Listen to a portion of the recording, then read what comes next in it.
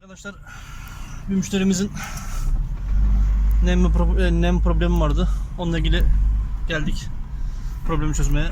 Bakalım problemi nasıl? Ne tür bir problemi var? Onunla ilgili arkadaşlar bir çalışma yapacağım.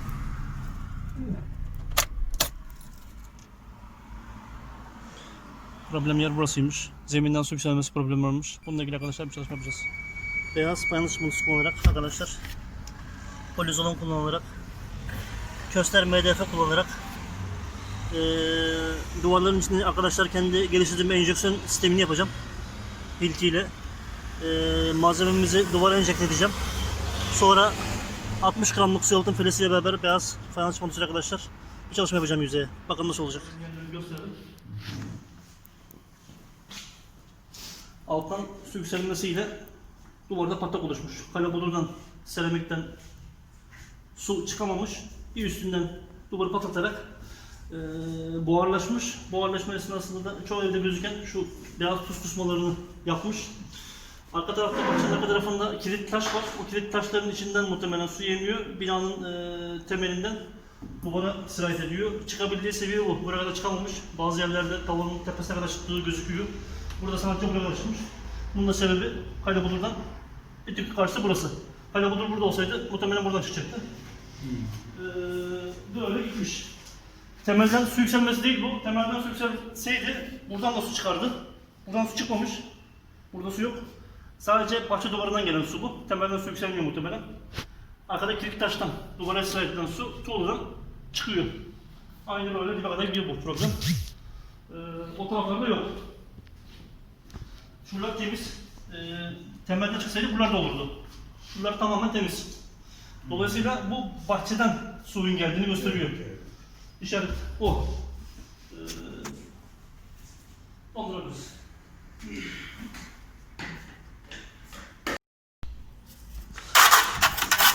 Önce böyle nasıl bu?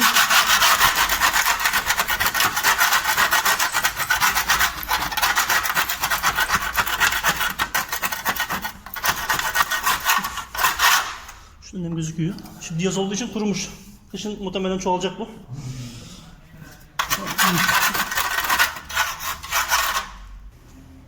Arkadaşlar bu tür duvarlarda yapacağınız en büyük yanlış kabaran duvarlarınıza alçı sürmek olur. Alçı suyu sevmez, sünger gibi su emici malzemedir. Kesinlikle böyle tür tamir yapacaksanız alçı kullanmayın. Boşlukları tamir harcıyla, mümkünse yapısal tamir harcıyla doldurun. Bulamazsanız beyaz fayans çimentosu, beyaz fayans çimentosu kullanabilirsiniz. Alçı gördüğünüz gibi suyu emiyor ve kabarıyor arkadaşlar. Altı nem. Alçı dayanıklı malzeme değildir. Kuru zeminlerde kullanılan malzemedir. Bodrum katı gibi, zemin katı gibi evlerde kesinlikle alçı kullanılmamalı.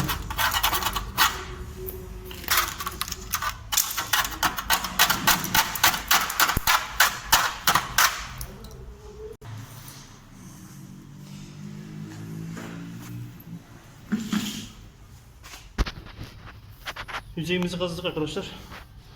Şimdi duvarımıza delikler açacağız ve deliklerin içine polizon astar basacağız. Spreyle. Duvarımızda suyun yükseldiğinde daha yukarı çıkamayacağı bir satı oluşturacağız. Siz bunu kalabudur olmayan evlerinizde, burada tabi kalabudur var, seramik var. Normalde bu çalışma arkadaşlar şöyle 10 santim zeminin üstünden yapılmalı. Burada biz buradan yapacağız. Duvar üstünden, çünkü altta yaklaşık 50 santim kalabudur döşenmiş.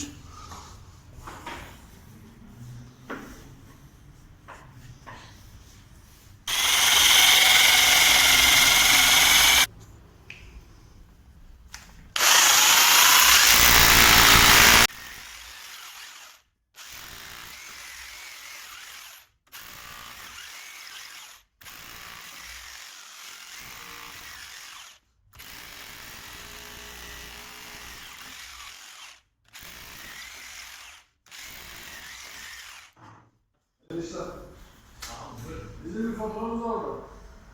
Hatırladın mı Nazlı?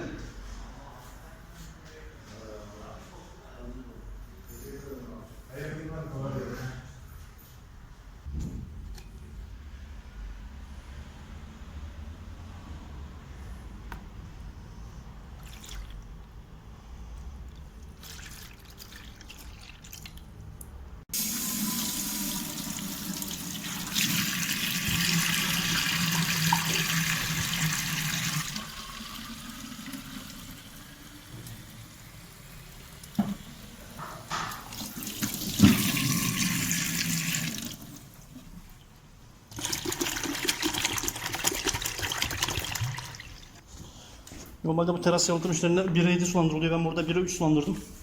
Kalitesini daha yüksek tutacağız. Şimdi spreyi içimize koyalım. Duvara sıkmak için hazırlayalım.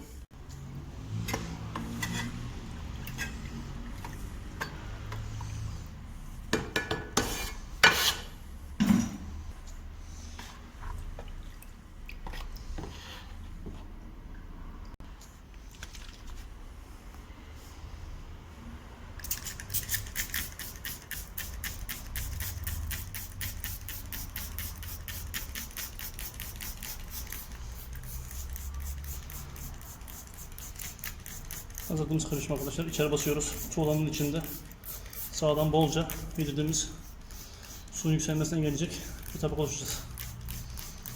Bu çalışmayı duvarın üzerinde yapacağız sonra.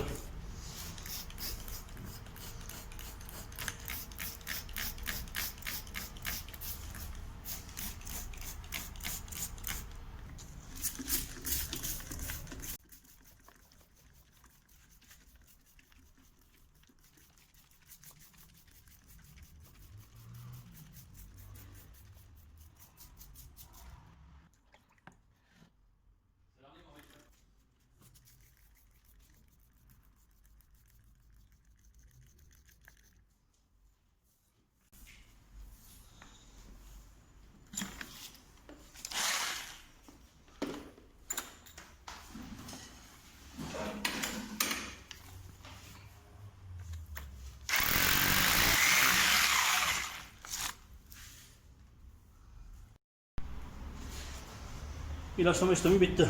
Malzememizi bol bol bastık içine.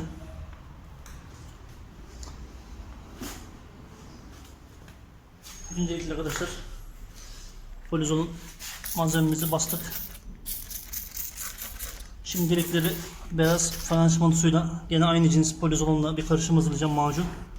Deliklerimizi o macunla kapatacağım. Sonra yüzeyini su yalıtım filesiyle beraber kapatacağız.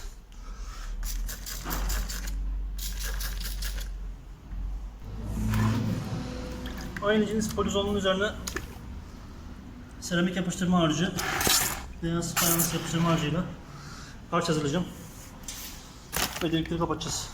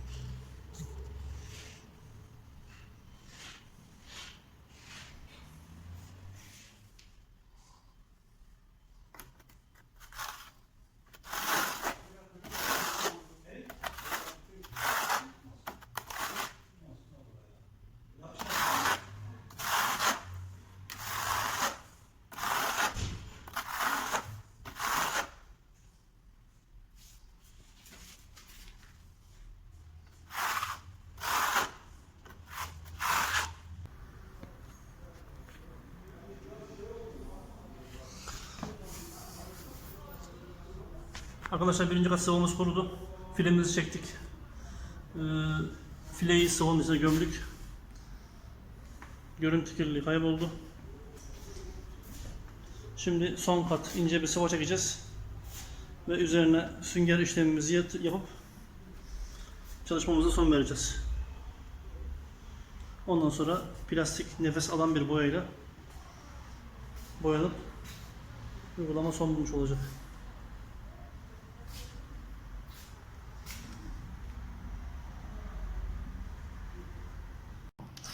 Arkadaşlar gene Köster MDF katkısı katarak karışımdan yaklaşık yarım kilo 1 kilo kullanacağımız malzemeye göre ben şimdi burada bir yarım torbalık malzeme hazırlayacağım. İçine yarım kilo Köster MDF attım. Bir torbanın tamamını kullanacaksanız 1 kilo Köster MDF su yalıtım katkısı işe yarayacaktır.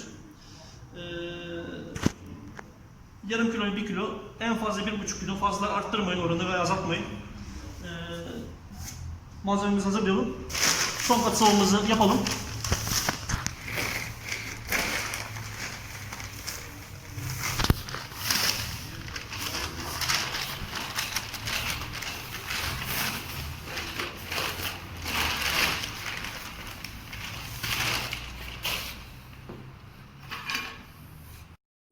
Arkadaşlar malzememiz hazır. Şöyle güzel manda yoğurdu kıvamında. Son katımızı çekiyoruz.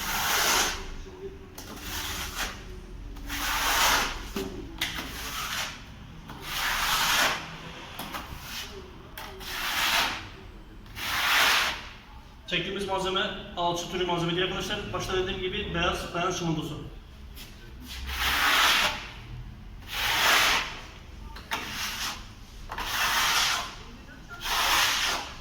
Zemin katlarda rutubetin arkadaşlar en büyük sorunu sebebi sıvada alçı türü malzemelerin kullanılmış olması. Zaten alçı ve sıva türü, alçısı türü malzemeler kabarmaya müsait malzemelerdir. Çünkü sünger gibi suyu emer ve üzerindeki boyayı ve kendisini batıtır.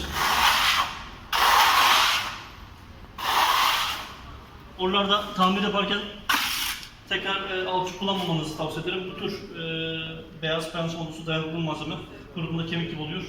İçine su atıp katkısı katarak iyi bir karışım elde edebilirsiniz.